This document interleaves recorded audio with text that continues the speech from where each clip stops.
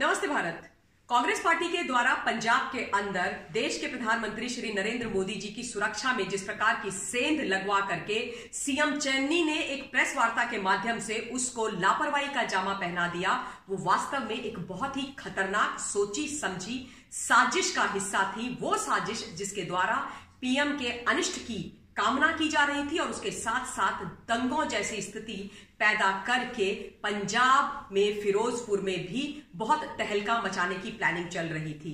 लगातार कल से हम देख रहे हैं कि किस प्रकार से इस विषय को लेकर के चिंता जाहिर की जा रही है, वाद विवाद किया जा रहा है और वहीं पर कांग्रेस पार्टी अपने इस घटिया कृत्य को जस्टिफाई किए जा रही है। हम सब जानते हैं फिरोजपुर भटिंडा पाकिस्तान से ज्यादा दूर नहीं है और कांग्रेस पार्टी के जो प्रदेश अध्यक्ष मिस्टर नवजोत सिंह सिद्धू वहां पर बैठे हुए हैं, उनका पाकिस्तान, इमरान खान और बाजवा का जो प्रेम है, मित्रता है, वो भी आपसे, मुझसे, इस देश से छुपी हुई नहीं है। हम ये भी जानते हैं कि किस प्रकार से कांग्रेस पार्टी डेस्परेट रही है और पाकिस्तान से मदद मांगती रही है देश के प्रधानमंत्री को हटाने के लिए। लगातार इन विषयों पर चर्चा हो रही है, पल्ला झाड़ रही है कांग्रेस पार्टी की हमारी जिम्मेदारी नहीं थी मोदी की सुरक्षा की, और अगर ऐसा हो गया तो कौन सी बड़ी बात है। मुझे लगा कि इस विषय पर जो टेक्निकल एस्पेक्ट हैं उन पर विस्तृत और करेक्ट चर्चा करने के लिए हमें किसी ऐसे व्यक्ति से बात करनी चाहिए जिन्होंने ये तमाम विषय अपने आप देखे हों। और इसीलिए आज मैंने अपने चैनल पर भारतीय वायुसेना के एक सीनियर ऑफिसर जो इंडियन एयरफोर्स में 34 वर्ष तक उन्होंने अपनी सर्विसेज दी हैं, एयर कमोडोर कार्तिकेय काले एवीएसएम रिटायर्ड को आमंत्रित किया है जो फाइटर पायलट है और उन्होंने कई बारी इस प्रकार की सिचुएशन और चीजें देखी हैं। तो अब मैं कुछ चीजें उनसे ही पूछूंगी और आप स्वयं फिर निर्णय लीजिएगा कि जो कल हुआ वो सही था या गलत था। कार्तिक जी, आपका मेरे चैनल पर हार्दिक अभिनंदन है। मैं सबसे पहले आपसे ये जानना चाहती हूं कि आपके 34 वर्ष के कार्यकाल में क्या कभी भी आप इस प्रकार के किसी भी जिम्मेदारी का हिस्सा रहे हैं? हाँ ममता जी, ऐसा है कि प्रधानमंत्री जब भी भारतीय वायुसेना के हवाई जहाज में ट्रैवल करते हैं तो वो हमेशा हवाई जहाज एयरफोर्स स्टेशन में आके ही लैंड करते हैं ज्यादातर। तो ऐसा नहीं है कि भारतीय वायुसेना के जो जब भी प्रधानमंत्री लैंड करते हैं तो उनके जो सिक्योरिटी प्रोटोकॉल्स हैं, एसपीजी के जो प्रोटोकॉल्स हैं, वो सारे के सारे एयरफोर्स स्टेशन में लागू होते हैं। और इस प्रकार से भारतीय वायुसेना को भी प्रधानमंत्री की सिक्योरिटी में किस तरह की बातें होती हैं, क्या प्रोटोकॉल्स हैं, उसका ज्ञान है। तो आपके साथ कभी ऐसा हुआ आपके कार्यकाल में जब प्रधानमंत्री जी आ रहे हो और आपने स्वयं से उनकी सिक्योरिटी देखी हो? तो क्या मतलब, और अगर आपने देखी हो तो मेरा उसके आगे ये प्रश्न है कि क्या मोदी जी की जो सिक्योरिटी, पीएम की जो सिक्योरिटी, माफ कीजिएगा, उसके बारे में जानकारियां बाहर निकल सकती हैं? नहीं, देखिए ऐसा है कि प्रधानमंत्री की सिक्योरिटी का एक बहुत ही स्ट्रिक्ट और बहुत ही विस्तृत मतलब अच्छी तरह से बनाया हुआ एक प्रोटोकॉल है और वो प्रोटोकॉल जो है वो एसपीजी लागू करती है। एसपीजी की जो उसमें रिस्पॉन्सिबिलिटी है वो उसको लागू करने की है, बिकॉज वो कोऑर्डिनेट करती है बाकी एजेंसी से। देखिए, एसपीजी एक बहुत छोटी एजेंसी है, उसके पास इतना मैन पावर नहीं है कि वो एक तरह से पूरे राज्य को टेक ओवर कर ले। प्रधानमंत्री अगर किसी दूसरे राज्य में जाते हैं या किसी एयरफोर्स स्टेशन को टेक ओवर कर ले और उसकी पूरी सिक्योरिटी देख ले, तो उसके लिए क्या होता है कि हर इस प्रकार की जो सेपरेट एजेंसी होती है वो अपने दायरे में जो है प्रधानमंत्री की सुरक्षा को जो है वो उसके अनुकूल प्रबंध करती है।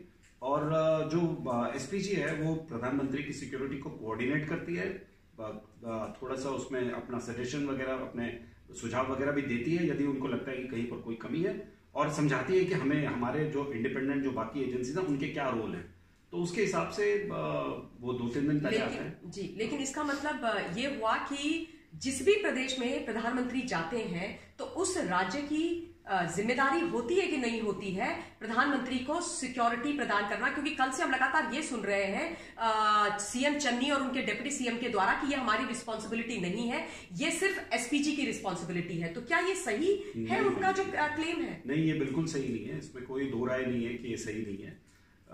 एसपीजी एक, मैंने बोला था, एसपीजी एक छोटी एजेंसी है। उनका जो काम है वो प्रधानमंत्री का इनर घेरा जो है, physical security of the prime minister, बिल्कुल क्लोज प्रॉक्सिमिटी में उसको मेंटेन करके रखना है। इसके लिए उनके 7, 8, 10, 12 जितने भी लोग रहते हैं वो प्रधानमंत्री के उसमें, वो हमेशा उनकी क्लोज प्रॉक्सिमिटी में रहते हैं।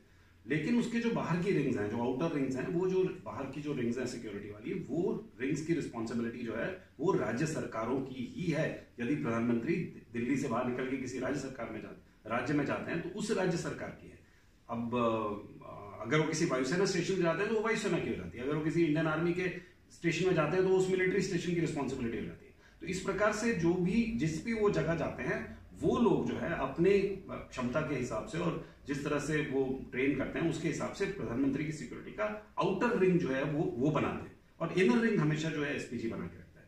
सो इस केस में प्रधानमंत्री सड़क से ट्रैवल कर रहे थे राज्य में, तो ऑब्वियसली लोकल पुलिस की रिस्पॉन्सिबिलिटी थी कि वो सड़क को साफ रखते, क्लियर करते, किसी भी तरह का कोई ऑब्स्ट्रक्शन हो जाए। मैं यहाँ आपको बता दूं कि सिक्योरिटी का ये आलम इतना ज्यादा होता है प्रधानमंत्री के विजिट में कि रास्ते में स्पीड ब्रेकर्स वगैरह भी जो है वो हटाए जाते हैं ताकि प्रधानमंत्री की गाड़ी जो है वो धीरे ना जा सके, वो कहीं पर धीरे ना हो। तो गड्ढे भी चेक किए जाते हैं, सड़कों पे गड्ढे नहीं होने चाहिए, सड़कों पे लोग नहीं आने चाहिए, सड़कों पे पशु नहीं आने चाहिए, इसीलिए सड़क पे कोई दूसरी गाड़ी नहीं आनी चाहिए।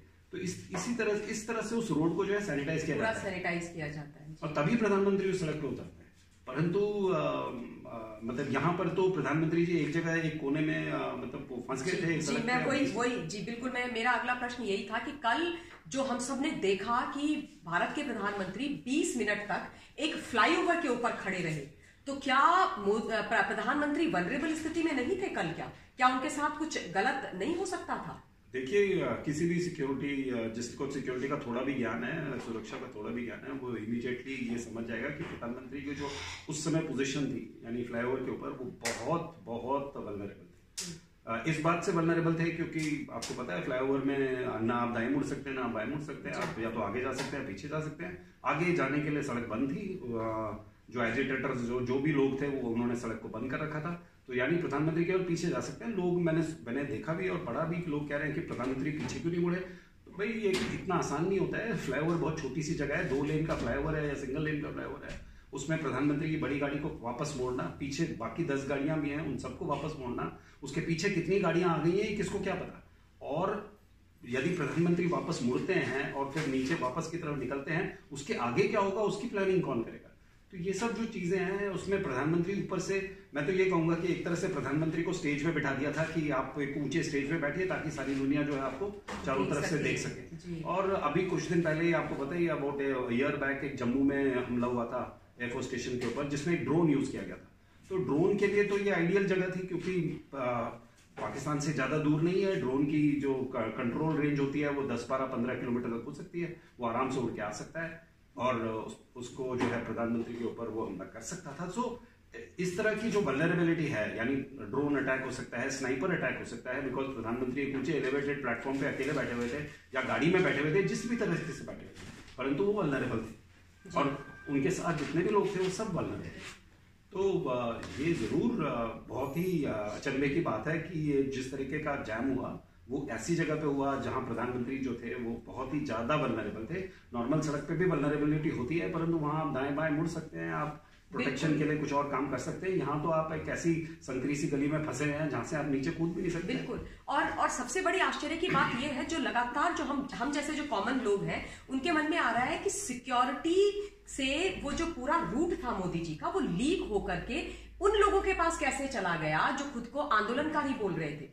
तो मतलब ये जो उनके सिक्योरिटी में लोग रहे होंगे, चाहे डीजीपी, मुख्य सचिव, चीफ मिनिस्टर, यहां से कहीं ना कहीं से तो लीक हुआ होगा, वरना आप खुद सोचिए कि ये बाहर जा सकता है, संभव है क्या? देखिए, ऐसा है कि सड़क का जो निर्धारित रास्ता होता है वो डेफिनेटली एसपीजी के साथ कंसल्ट करके करा जाता है, परंतु उसको साफ करने की रिस्पॉन्सिबिलिटी जो है वो हमेशा लोकल पुलिस की रहती है।